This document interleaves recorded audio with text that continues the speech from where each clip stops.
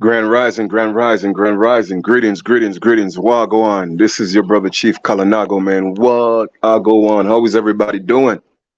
Man, Grand Rising from the nature island of the Caribbean. Hey, oh, the coconut? Yeah, I'm coming to get it. Let me just finish this live real quick. All right, thanks. All right, as you can see, man, I just did my sun gaze, and you see how beautiful she is? She's beautiful, man. No chemtrails lineage. The oxygen is so pure. Let me tell y'all something, right? True testament, right? I work out a lot, right? When I say I work out a lot, I do a lot of calisthenics in the park. I work out at least, I would say, out of um out of 7 24-hour cycles, I probably work out 5 out of the 7 24-hour cycles, what you might call 5 days a week, right?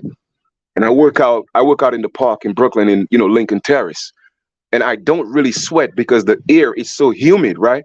But apart from the humidity, there is no what you call it, there's no air or breeze, right? So I hardly sweat. But check this out. I'm on the island, and literally the first um 7 24-hour cycles, which you call 7 days, I came down here. Of course, I don't eat meat. I always eat fruits and vegetables. But doing it here, I'm talking about, like, if I just make 2 steps, I'm sweating. My pores is open up more. The oxygen is more pure. You know what I mean? And you just have to experience it, man. So I got up earlier, did my sun gazing, and my neighbor called me. He said, "Hey, Chief, man, I'm about to, walk to the garden real quick and pick, soursop and melon if you want some." I said, "Sure." And then he's gonna pick a few coconuts for me right there in a few seconds, right? But let me just show you what he gave me, right? And I'm showing you this video not to impress you, but to impress upon you. That's the way we're supposed to live with each other. You see what I'm saying? I'm not like, let me tell y'all something. The difference between me that have knowledge and people who live their life ignorantly, right? A lot of times, we tend to separate ourselves, especially as American Aborigines, right? AKA American Indians, the original people of the Americas. And mind you, these people are the so-called black people all over the Americas, so-called Negroes, right? I'm saying so-called because we ain't nobody Negro. That's what these black devils from Europe came here and started calling us: black, African, African American Negroes. They came and called us that, all right? But this is our motherland. You know, I'm not even gonna debate that with people. You feel me?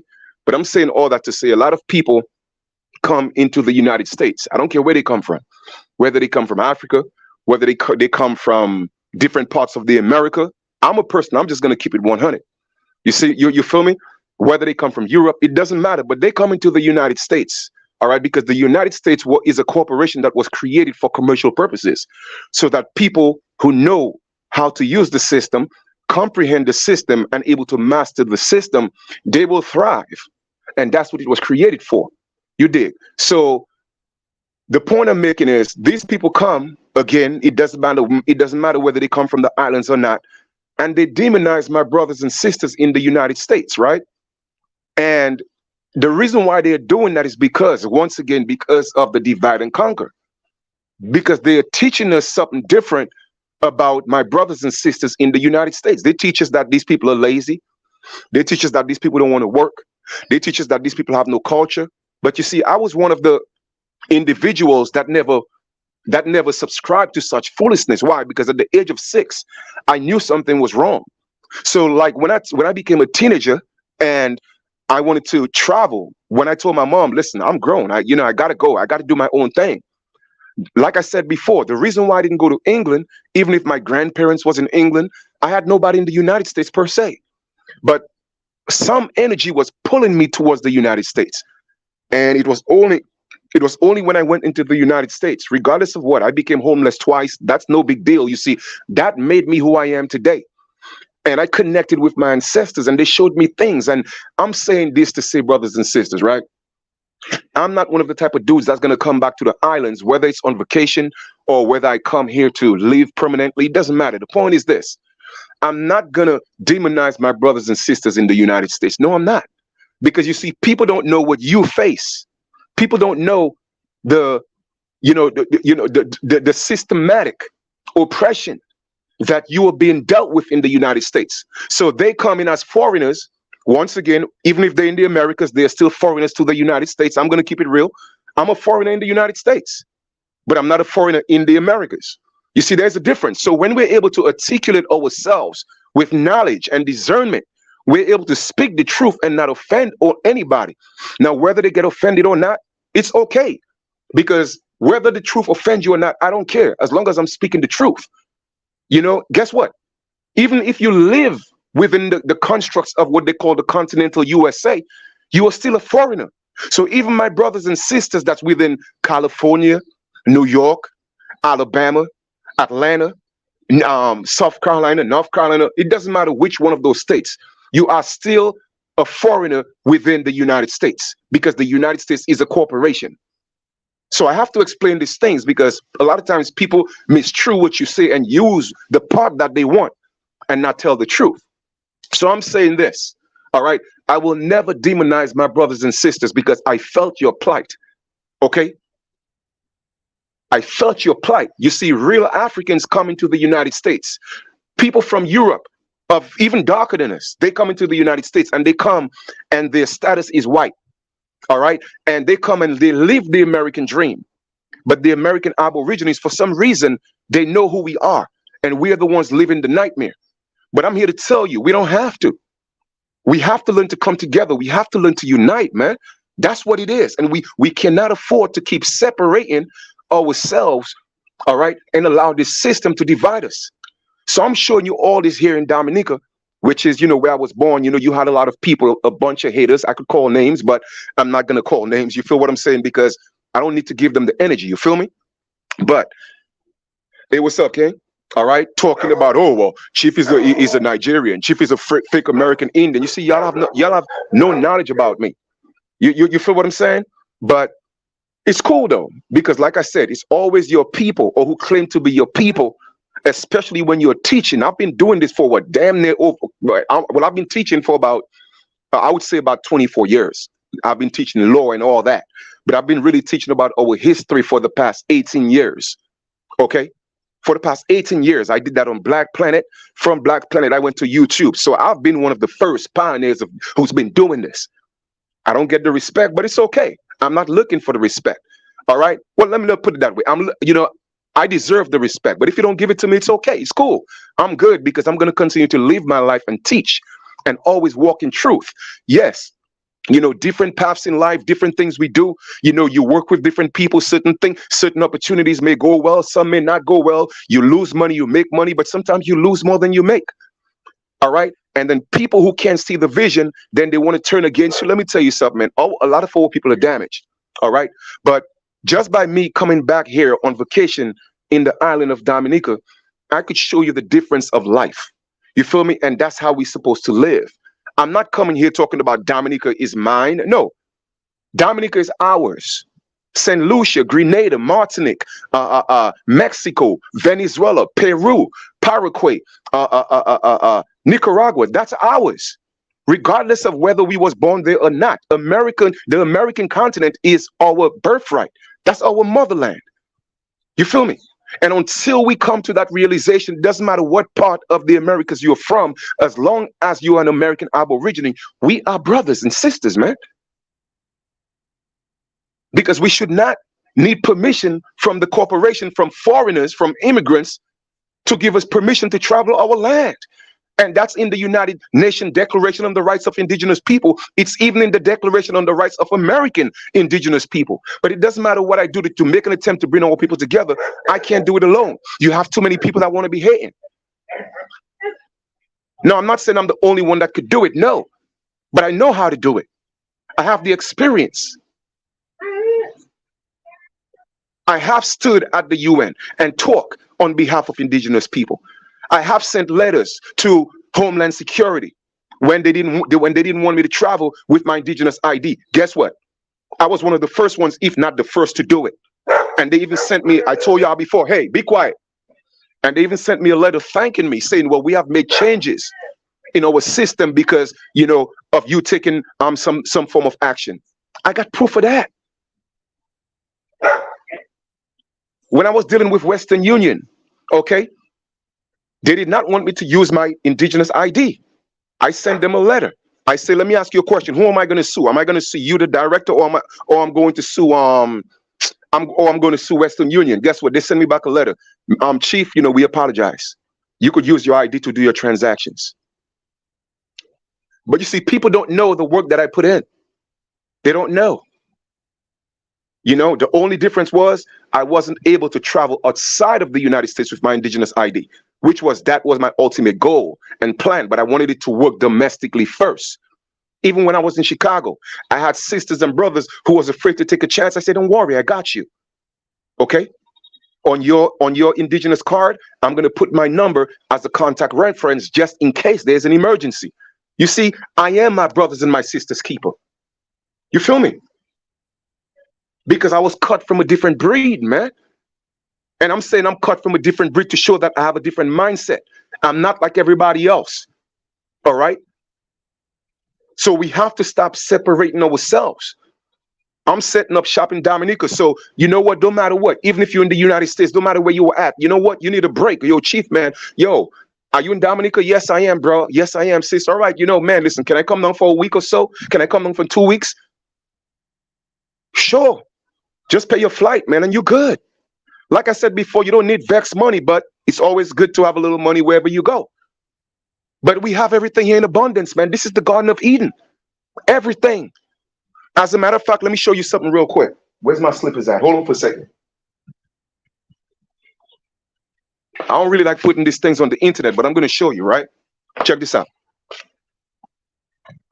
Let me show you a little plant we have in Dominica. And that's what they take to make Viagra. Let me show y'all something. Because a lot of people don't understand. Like I said, y'all could hit on me as much as y'all want. Y'all don't know nothing about me. Check this out. You see this little plant right here? This right here. I'm not going to tell you the name of it, right? But this is what they take to make Viagra. Now, when I tap it, it's going to go to sleep. Check this out. You see that? It goes to sleep. When you tap it, look, you see it goes to sleep. Tap it, it goes to sleep. You see that? Look. Look, you see it's alive now. Watch, you see? Now look at me tap it. That's Viagra. In nature, when you tap it, it goes to sleep. When you make the tea, all right, and you drink it, if you're a man that's having problems, it don't make you go to sleep. And if you drink too much of it, you could end up in the hospital because you could have an erection for days. And we have that right here growing wild in Dominica. Look, there's more. Look. All right, look at this. All right, tap it, boom. It goes to sleep. We have all that stuff just growing. Yes, all right. We have all that stuff just growing. You know what I mean? So if we were able to come together as indigenous people, the resources that we have, and there's another tree that we have, it does the same thing. We call it bois bandé. Bois bandé means hardwood. You drink the bark of the tree or the leaves, oh my goodness, you get erection for like about 14 days straight. You might end up having an operation. That's how powerful this. But we have that in nature, and it's right there in front of the yard. I didn't even take you in the garden. You know what I mean? So my neighbor, like I said, I finished sun gazing. I'm actually at a high altitude, so I mean the air is just different. The energy is, the oxygen is different. So just breathing a different type of oxygen, man. That flow, like I said, I'm starting to sweat more because I'm getting more oxygen into my bloodstream, right? And then my pores are open up more. Okay, so this is what my neighbor gave me already. My neighbor, he gave me some pomegranate right here. Okay, so I just got to leave it for a couple more days. He's gonna ripen. He gave me some guavas right here. Well, that mango I picked earlier from one of 4 trees, so I ate 2 of those already. Then that's the star fruit. It's almost ripe, but he picked some to make some juice. He told me he'll give me some of the juice later. And then he gave me some watermelon, 2 of them from his garden. So I'm about to pop one right now, and I'm going to eat one and save one for tomorrow. Then he gave me a soursop. The one I had, I think, yesterday or the day before that I posted, another neighbor gave me that. All right. So he just gave me another he gave me a soursop, this one right here. So that's going to be ripened.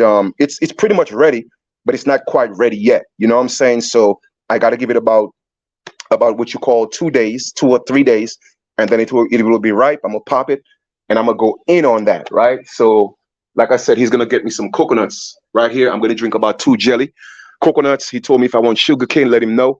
And like I said, man, that's the way we're supposed to live, man. That's the way we're supposed to live. I don't care if you know where you're at. I don't care if you don't have all this in nature, but you're supposed to make sure your neighbors are okay. That's what a community is about. You got to check in on your neighbors. Hey, neighbor, are you okay? Can I go to the store? Can I buy you something? Is the children okay? You know what I mean? But we have been so desensitized by these corporations that they don't, that we don't even care for each other no more. Our people, not everybody, but most people, they focus on Kiki Palmer. Look at how much energy that's getting. You know what I'm saying? Everything is a distraction, getting us desensitized to loving each other, caring about each other. That's what we are doing. You know what I mean? Nah, lineage. We got to go back, man. We got to go back. We got to reverse. We got to do a reversal of this parasitic nature that we have been taught, that has been implanted in our brains, man. Nah, we can't do that. So, like I said, I'm not one of the ones that's going to leave the United States and come demonize my brothers and sisters in the United States. And I'm not going to do that because I was in the trenches with you. I know your pain. I know your plight. You dig? I just got the knowledge and I was able to maneuver. You dig? I was able to maneuver. All right. When I came from Dominica and I came to the United States, they didn't put my status as white. They put me as black. Why is that? And why do they put Africans as white? So do these people know something we don't know? I was the one who had to go to Social Security and let them know, hey, I'm American Indian. They never detested that. And guess what? I signed my application and I reserved my rights. Okay? I reserve my rights.